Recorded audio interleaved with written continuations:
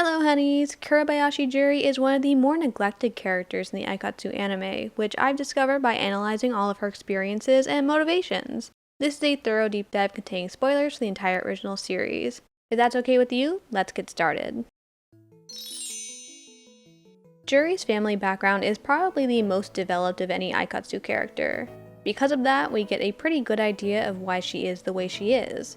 Her father, Camino Serio, was born in Andalusia, Spain, and he eventually emigrated to Japan, where he started a restaurant called Bailarin. It's a small business, but he becomes more and more famous for his cooking as Juri grows up. Juri's mom, Kurebayashi Karen, comes from a traditional Japanese family. We don't know how they met, but she married Serio in Barcelona when she was still pretty young, probably in her early 20s at the latest. It's implied that she was an actress up to that point, but was experiencing a slump in her career around the time of her pregnancy and Juri's birth. Which makes sense, that couldn't have been an easy time for her to be auditioning for roles. Karen gets her first lead role in a drama when Juri is somewhere between 1 and 4 years old, and then she lands her breakout role as the titular Carmen in the drama Carmen Saw It when Juri is between 2 and 8 years old. That drama is very successful, and Juri starts getting opportunities to start her own modeling and acting career. She even has a cameo appearance on Carmen Saw It when she's around 9 years old. At first, Juri loves the work. Her mother is very involved in her job, so Juri sees it as a way for them to spend quality time together. It's only when she realizes how hard her mom is working that she starts to see her own work differently. If Juri didn't work as hard as her mom, she wouldn't be able to continue working so closely with her. Juri is most intimidated by her mother's intense training regimen. She's never had to practice that hard for any of her photo shoots or acting gigs, so she doubts that she is even capable of it. But Juri wants to make sure that she can always keep up with her mom, that they can always work together, so she decides to change herself. Juri tells her family that she doesn't want to work anymore when she's around 10 years old. Instead, she wants to learn how to be as diligent as her mom. She spends every day training and singing, acting, and dancing. In the process, Juri has time to reflect on her career so far. She internalizes the fact that her success has come from her relationship to her mother, and she decides that that success is unsustainable. Karen didn't need a famous parent to become an actress. She succeeded all on her own. The best Juri can do to match that path is to put distance between the two of them. The less time they spend together and the less they're seen together, the less likely people are to realize that Juri is her daughter. And then eventually, Juri will have enough of her own success that having a famous actress for a mother won't matter anymore. Then, hopefully, things will go back to normal. Despite Juri's hiatus and goal of becoming independent, the family stays very close through all of their busy schedules. Almost every New Year, they visit Juri's grandparents in Spain. And if her parents are ever busy working on Christmas, she stays with her grandparents in Japan. And it seems to be those grandparents who foster Juri's interest in idols the most. When she's 11, Juri spends the holiday with her grandparents and watches a TV program about idols preparing for a Christmas party. They're students from Starlight Academy, an idol school, and Juri is very impressed by their dedication to their fellow students. Suddenly, in addition to becoming an actress like her mother, Juri starts to dream of enrolling at Starlight Academy. Juri spends the next several years training for her professional debut. Her parents give her the freedom to take things at her own pace and support her decision to succeed on her own terms. Eventually, when she's 6 months into her first year of middle school, she finally feels ready. She takes Starlight Academy's transfer exam, is personally interviewed by the school's headmistress, and is accepted. Finally, her acting career can begin anew. Juri moves into Starlight Academy's dorms just in time to apply for a new drama audition. The project is a reboot of an old series called Aikatsu Sensei, and the director is looking to cast a Starlight Academy first-year student in the lead role. She's late to the first info session, and she hasn't attended a single class yet, but Juri is serious about getting this role. She's also serious about introducing herself and making an impression on her peers before they hear about her family connections. She enters the practice room as dramatically as possible and introduces herself as the future winner of the audition. To Juri's credit, she's much more prepared than all of her new classmates. She'd memorized the script as soon as she got her hands on it and was already polishing her character concept while everyone else was figuring out their lines. Her practice time gets a little awkward when she's approached by an acquaintance from her childhood modeling days, but Juri is determined to focus on the opportunity in front of her. She doesn't have time to catch up when there's so much more preparation to be done for the audition the next day. Juri is formally invited to eat lunch with the old coworker named Hinaki and her friends, but Juri rejects the offer. She's still surrounded by classmates who recognize her as Karen's daughter, and she'd much rather practice her soccer drills than listen to people gossip about her. Still, Juri is a little curious about Hinaki and her friends. Hinaki is just as bubbly as she was when they were little, and when the audition starts the next day, her friends both seem excited. But before she can think about them any longer, Juri notices her mother at the classroom door. Juri knows that her mom is just being supportive and was probably trying not to be noticed, but the audition staff all make a fuss over inviting her to observe anyway. And is a big threat to Juri's goal of succeeding on her own terms. The last thing she wants is for the director to see Karen and feel pressured to pick her. To preserve whatever distance she can between them, Juri stands with her back to the room, staring firmly out of a window. She needs to focus and avoid any contact with her mom, even if the situation has already spiraled out of her control. Hinaki and her friends come over to tell Juri that her mom is there, and Juri tensely explains the situation to them. She gives them the whole story, since they seem so curious about her. Even with all of that off of her chest, she still feels bothered by the comments the staff are making about her. It takes Hinaki's friend Akari grabbing her by the hand and earnestly encouraging her to remind Juri to focus. She's up first for the audition, and it's her first opportunity to stand out for her skill alone. Juri's preparation pays off, and she blows away the competition, winning the lead role just like she said she would. It still catches her off guard though. After watching everyone else's auditions, she had been genuinely impressed by the effort her peers put in. The unexpected competition makes her feel genuinely proud when she gets a round of applause from the whole crew. Juri is praised by the director, and as the audition wraps up, her mom approaches her to apologize for the stress she caused her. Out of respect for Juri's wishes, she speaks professionally rather than affectionately, and congratulates her like a real peer. Feeling much more secure now, Juri approaches Hinaki and her friends to thank them for their support too. Even though she's just spent years practicing her debut drama role, Juri still finds the transition to being a working actress challenging. Her drama is scheduled to end production after one season, and she begins to worry that she hasn't made enough of an impact as the lead actress. Since the series is a reboot, expectations for the finale scene are high. Audiences have praised her performance so far, but that only makes the thought of disappointing them scarier. Hinaki and her friends offer to help Juri practice the scene she's worried about, and she hesitantly takes them up on their offer. But revealing just how far she is from her ideal performance is embarrassing, and she ends up running away in shame. Luckily, Juri finds the comfort and advice she needs when she heads home to talk to her parents. Her mom recommends that she focus on finding inspiration through their shared favorite fashion brand, Sangria Rosa. Karen knows the designer personally and offers to contact him for her. Unfortunately, the designer turns out to be on hiatus, something Juri can relate to. She decides to try searching for him in person, and her new friends volunteer to travel through a small list of the designer's favorite towns. He's from Spain himself, so Juri narrows down the options based on their similarities to his home country. Miraculously, they are able to find the designer, Ensiro Atsushi, staring solemnly out at the sea. She knows it's a long shot, but she asks him to make her dress like her mom had suggested. It's no use. Ensiro explains that he's burned out and dismisses her. It's a disappointing outcome, and Juri can't quite accept it. Ensiro chose to seek inspiration in a town that reminded him of Spain. He was like her, a passionate soul who had lost his confidence. And even though he knew her mother, he hadn't recognized her at all. It's the perfect opportunity for her to prove something. To prove that it's possible for people like them to regain their passion and reassert their own individuality. Juri's friends are still happy to help, but after a series of failed attempts to remind Ensiro of home, they're out of both time and energy. It's frustrating for Juri, since at the end of the day, this was all an effort to prove that she could live up to everyone's expectations, including her own. While her friends nap nearby, Juri tries to motivate herself by dancing. Ensiro spots her from his balcony and comes outside to watch, so Juri does her best to encourage him again. This time, she finally seems to get through to him, and he starts to dance alongside her.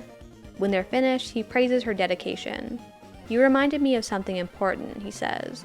"I'd always appreciated those with burning souls, but I had forgotten that sleeping within every frozen soul lay a seed of flame." Inspired, Ensiro offers to make the dress Juri had initially requested, and she returns to her drama rehearsals with a renewed belief in her own potential. She's even given the opportunity to model the new dress in its debut fashion show. In another turn of good fortune, Aikatsu-sensei is greenlit for a year-end special episode, implying that Juri's acting in that finale scene met audience and director expectations after all. She's also invited to perform at another Sangria Rosa fashion show right after New Year's. What happens next in Juri's story is pretty strange from a writing and characterization point of view, at least for Aikatsu as a series. Juri is invited to spend New Year's at her friend Akari's house. It's her first time spending the holiday alone, since she can't go on her family's annual trip to Spain thanks to her fashion show commitment. This episode highlights Juri's curiosity, genuine interest in others, and patience in navigating other people's insecurities. She wants to get to know Akari and her family better, and it's framed as Juri having a particularly strong interest in Akari as a friend. She's shown to be keenly aware of Akari's personality and admires her deeply. Juri tells her, "You might even be more passionate than me. I just blindly charge forward as fast as I can, but Akari, you keep your eyes on your goal and plod away." This is important because it marks a shift in Juri's character. Although she's just spent 3 years keeping her eyes on her own goal and plodding away at it, from this point forward, Juri will become more impulsive. Juri praises Akari for a story she'd heard about how Akari once trained for a boot camp. She encourages her to believe in herself as an inspiration to others and is impressed by Akari's childhood accomplishments. She genuinely finds her to be a charming person and comments on the nuances in her relationships with her family. That night, Juri tells Akari that she wants to be like her, but has doubts about whether that's a realistic goal. "Since I'm new to being an idol," she says, "I'm sure I'll fail a lot even if I try my hardest. But even if I do, I'm going to keep plodding on." This is another shift since we've already seen Juri demonstrate that exact perseverance in her first 2 episodes. Juri ends the episode feeling grateful for her parents, who send gifts to the fashion show venue to support her. And after this point, her motivations start to warp around the needs of other characters. There's no more reason for her to have her own individual feelings about the events of her story. At this point, Juri is closest with Akari. Akari was the person who helped her focus in her Aikatsu-sensei audition. Akari is the only main cast member in Juri's class. The two of them bond over their shared excitement for Starlight Academy's Christmas party. Juri is overflowing with appreciation and respect for Akari, not just as a friend, but also as a role model. So when Juri is inspired to find a partner and form her very own idol duo unit, it's a little surprising that she doesn't think to invite any of her friends. Not even Akari. She makes dramatic proposals to random girls around campus purely based on vibes. She thinks of her first-year trainee before anyone else because everyone keeps saying how interesting they are together. Juri says that part of her impulsiveness is that she hasn't strayed from the narrow path of acting up until now, and that she wants to make a unit more than anything. We've seen Juri stray from the narrow path of acting already, but that's neither here nor there apparently. More importantly, Juri has found her acting career to be lonelier than she expected. She emphasizes that it's become disappointing that she's always flitting from project to project, working with completely new teams of people all the time. Even though her breakout project, Aikatsu-sensei, has now been indefinitely greenlit and should in theory be a source of stability in her professional life. Still, Juri wants a committed musical partner to share her career with. She wants someone just as different from her who she can grow alongside long into the future. But even when her friends volunteer to find that person, she can't seem to click with anyone. In the end, Akari recommends Hinaki as a partner for her. Juri doesn't seem interested at first since Hinaki has always been very similar to her and is hardly the unexpected match she'd been hoping for. But she lets Akari talk her into it anyway, and Hinaki has the same hesitant acceptance, so at least they're on the same page. Despite their lukewarm beginnings as partners, Juri does instantly get an idea for their unit name, Passion Jalapeno. She and Hinaki both have the professional background to propel them to the heights of the idol industry, and she finds herself inspired by their potential together. They train together, apply for a concert venue for their debut, and when they're backstage, they have a heart-to-heart conversation. Juri is nervous, but Hinaki is able to reassure her. They're on the same page, and they're both passionate about their partnership. Juri's dream of a committed partner to share a musical career with might be in good hands after all. And for a little while, that seems to be the case. Their debut is successful, and they start working on promoting themselves. Passion Jalapeno struggles a bit when they enter a tournament and place 4th behind all of their friends. But Juri still feels confident in their potential, enough to convince Hinaki not to be so disappointed in their placement. She even notices Hinaki start to open up more when they get a job at the local spice festival, and Hinaki is free to contribute her own promotional ideas. Hinaki tells Juri that their partnership is what has allowed her to become more confident, and Juri is quick to encourage her to have more faith in herself. By trusting each other, they quickly become best friends. The two of them share the goal of getting into Aikatsu 8, an idol unit assembled by public votes for a summer-long concert tour. But when the voting results are announced, Juri barely seems fazed when they don't make it into the lineup.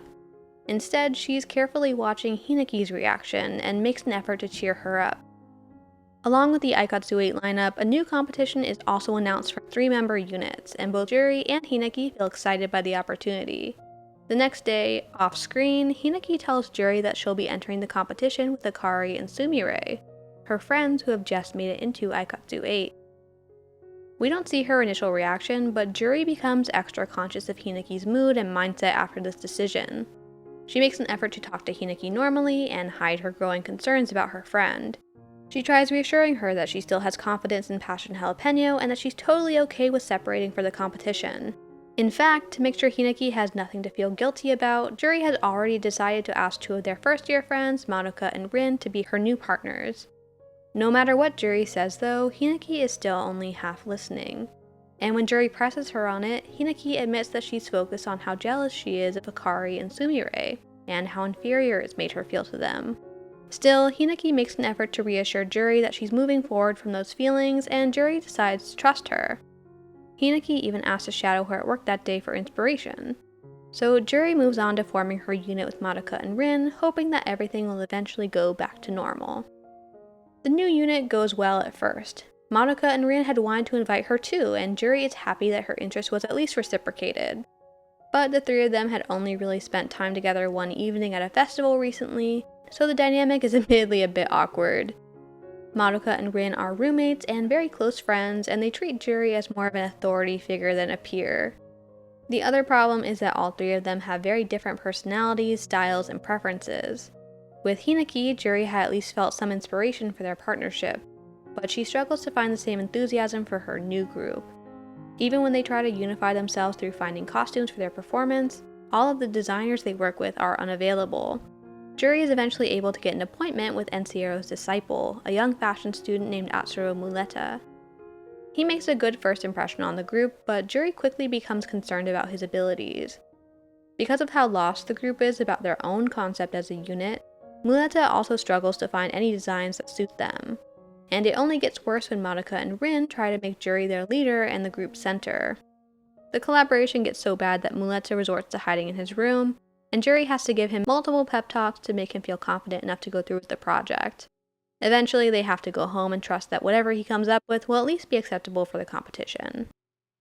Muleta does pull through in the end, and Juri, Madoka, and Rin are happy with his designs for them. They settle on Vanilla Chili Pepper for their unit name, inspired by their favorite foods, and hurry to finish their preparations for the competition. They go on to have one of the best performances in the entire series, but only place 5th, once again behind all of Juri's friends. Despite how much room there is for Juri to feel frustrated, disappointed, lonely, or stressed about how the competition has gone, she is all smiles. She's touched when Madoka and Rin start treating her a little bit more like a real friend.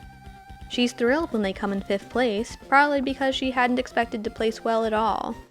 And even when she finds out that Hinaki is making Luminous, her unit with Akari and Sumire, permanent and planning to leave school to tour the country with them, she is first in line to help them plan the whole trip. Hinaki hadn't even told her herself. Juri had to learn about their tour from the school's headmistress. Juri does all of Luminous's tour accounting, helps them paint their tour van, and contributes ideas for their promotions on the road. And she's still surprised when they offer to let her, Madoka, and Rin perform with them at their kickoff concert. She's honored to be treated with any consideration at all.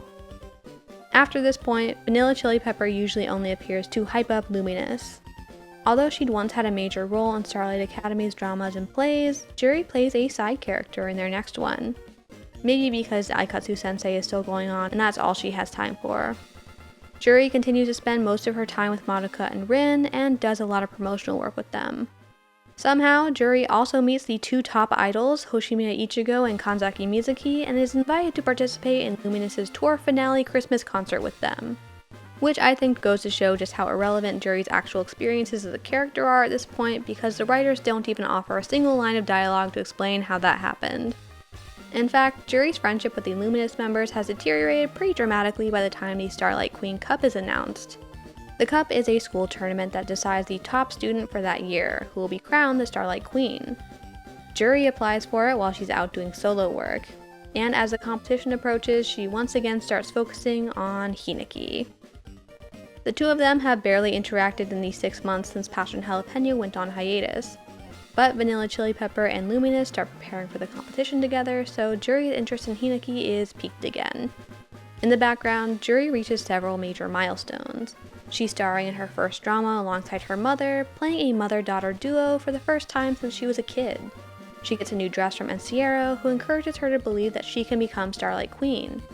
And on the first of 3 days of the Starlight Queen Cup, Juri performs second to last and makes it to first place. Juri is overjoyed by her accomplishment, and that night when she's practicing her Aikatsu sensei lines, she's happy to be approached by Hineki. They joke around just like they used to and exchange compliments and encouragement. It's nice that they can still be friendly after all. Juri watches the second day of the competition seriously, anticipating that any of her friends will surpass her score at any moment. But it doesn't happen. The Luminous members are the only ones left to compete against her on day 3. And maybe there's a chance that Juri's top spot will hold. That night, Juri is struck by an unusual anxiety toward Hineki. Their conversation the previous night had felt so normal, so nostalgic. They'd once spent weeks developing a spicy donut recipe to promote Passion Jalapeno, and Juri decides to try sharing a batch with her old partner. When she finds Hineki, though, she hesitates. She can't exactly pretend that they're as close as they once were, even if she wants them to be. Hineki notices her lingering in the doorway and calls her over, so Juri is forced to explain herself. It's nice that Hineki still likes the donuts, but Juri can't help but feel awkward talking with her this time. She's only able to open up when Hineki refers to herself as a member of Passion Jalapeno, a subtle confirmation that she still considers Juri to be a real friend. Juri had been so concerned about the status of their relationship and Hineki's performance the next day that for a moment she'd forgotten that she was only 1 day away from victory herself. And once Hineki reminds her and reassures her that she's feeling okay about the competition, Juri decides to leave her alone to let her focus. The next day, in the final round of the Starlight Queen Cup, Hineki beats Juri's score and takes her first place rank. Juri barely reacts, clapping politely along with the rest of the audience, as if she'd expected to lose to her, deep down. And when Akari performs last and beats Hineki's score, officially winning the Starlight Queen Cup, Juri watches Hineki's reaction carefully. Hineki is surprised at first, maybe a little disappointed, but then she also smiles and claps for her friend. Juri seems relieved and joins in the applause. Before the final victory ceremony, the top 8 students give runner-up speeches. Juri is proud to give hers. Not first or second, and not even fourth, but third. I feel as though this is the place I deserve right now. I have no plans to change as I continue my hot Aikatsu. So much gracias, everyone. In other words, thank you so much. At the after party, Juri takes a picture for Luminous to celebrate their new Starlight Queen member. She's not invited back to Akari's fancy new dorm though, and she takes the loss as motivation to wake up early the next morning for a jog. She runs into Hineki and Sumire doing the same thing. To help cheer them up, she takes them to the school's Hall of Alumni Statues and encourages them all to keep improving. In researching Juri, I've learned a lot of cool things about her. Like that she was partially based on Matsuoko Shuzo, the actor from the viral Don't Give Up Ocean video. But I also read quotes like, while Juri is often seen as someone who forges her own path, she is also very caring and considerate of her friends from the Aikatsu official guidebook Akari generation. And from series director Reiji Kimura, the 3 of Vanilla Chili Pepper weren't originally planned to form a unit, but due to the convenience of the story, they did. And from chief animation director Watanabe Satomi, Juri is so bright that she shines brightly on her own, but there will surely be times when she feels lonely. I like Juri, who doesn't show it naturally and respects those around her. It all just made me feel sorry for her. I've talked about my problems with the Akari generation's writing many times on my channel, mostly in my Sumire and Hineki deep dives. But Juri is even more of a sacrificial character in the Luminous storyline. She starts out with depth and defined goals, but she loses her core personality as soon as she needs to prop up Akari as an inspirational character. And then all of her compassion is devoted to Hineki, even after she's abruptly abandoned by her. Juri then struggles to connect with Madoka and Rin, but they're still treated like her closest friends. These one-sided relationships feel so off-putting because loneliness is a big theme of Juri's character. Other characters are shown to misunderstand her, or ignore her feelings, or act in ways that make her uncomfortable. But because Juri is treated as a flawlessly confident and selfless character, she's not allowed to engage with how those experiences play into her deepest insecurities. And when Juri can no longer be a character with insecurities, it obscures the fact that she's not treated as an equal friend by any member of the cast, even though friendship and togetherness are what she's shown to want the most. Vanilla Chili Pepper may be a fun unit who I enjoy seeing together, but it's also a band-aid for and a distraction from the holes in the Akari generation's Luminous plotline.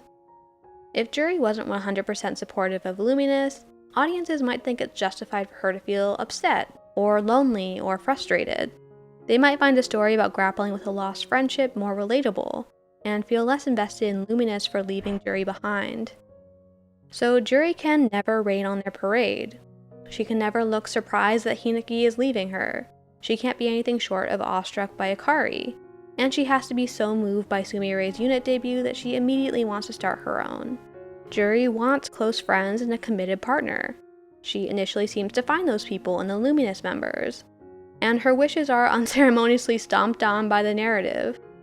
She has the most reason to be upset with Luminous, and because she isn't, it encourages the audience to believe that they shouldn't be either, since if not even Juri is upset about it, it must be fine. All of these decisions make Juri's character the load-bearing drywall of the Akari generation. She is the one character who could ruin everything by looking not concerned, but genuinely sad even once after her breakup with Hinaki. She is so supportive and so considerate that even the hint that she's still lonely underneath it all would ruin the message that Juri has changed for the better through her encounters with Luminous. So she has to be permanently happy with Vanilla Chili Pepper and happily clap through her own disappointments. It's the only way to avoid making the central storyline feel like it's come at her expense, even though it absolutely has.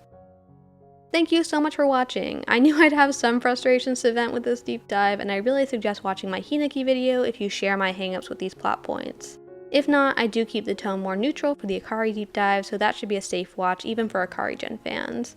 Let me know your thoughts about Juri in the comments below, and keep an eye out for our spicy Agaha Photokatsu ranking next week. Bye bye! アイドルにスキャンダルはつきもの